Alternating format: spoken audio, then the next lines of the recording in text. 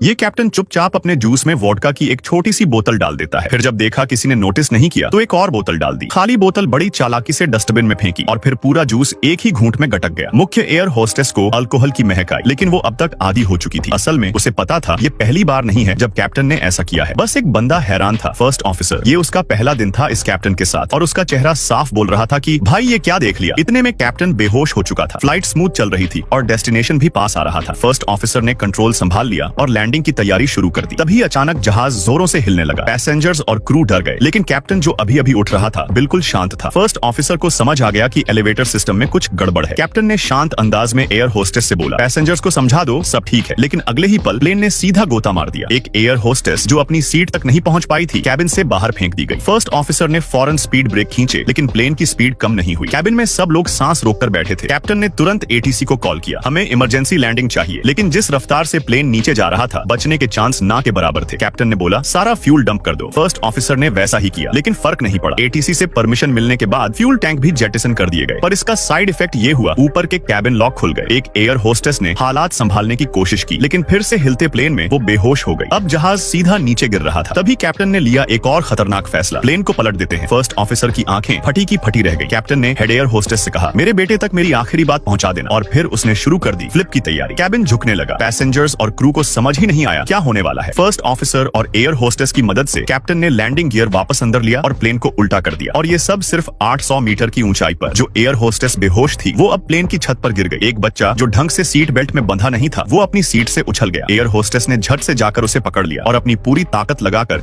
उसे वापस सीट पर बैठाया। फ्लिप के बाद प्लेन कुछ देर के लिए नीचे गिरना बंद हो गया, लेकिन अब फ्यूल डंप की वजह से इंजन बंद होने लगे थे। प्लेन में पावर नहीं था और वो रनवे तक पहुंचने की हालत में नहीं था। इंजन में आग भी लग चुकी थी। अब और कुछ बिगड़ने से पहले कैप्टन ने डिसाइड किया, जहां भी जगह मिले वहीं क्रैश लैंड करना पड़ेगा। लेकिन सबसे पहले प्लेन को सीधा करना जरूरी था। जो एयर होस्टेस बच्चे को बचा रही थी वो सीट तक वापस नहीं पहुंच पाई और दोबारा बेहोश हो गई। कैबिन पूरी तरह अफरा तफरी में था। किसी तरह प्लेन वापस सीधी पोजीशन में आ गया, लेकिन अब दोनों इंजन पूरी तरह फेल हो चुके थे और प्लेन सिर्फ ग्लाइड कर रहा था। अचानक सामने एक खुला मैदान दिखा जिसमें एक चर्च भी था। कैप्टन ने जितना हो सका प्लेन को मोड़ने की कोशिश की, लेकिन एक विंग सीधा चर्च से टकरा गया। अब केबिन में हर शख्स बस नीचे जमीन की तरफ देख रहा था और सबको अपना अंजाम सामने नजर आ रहा था।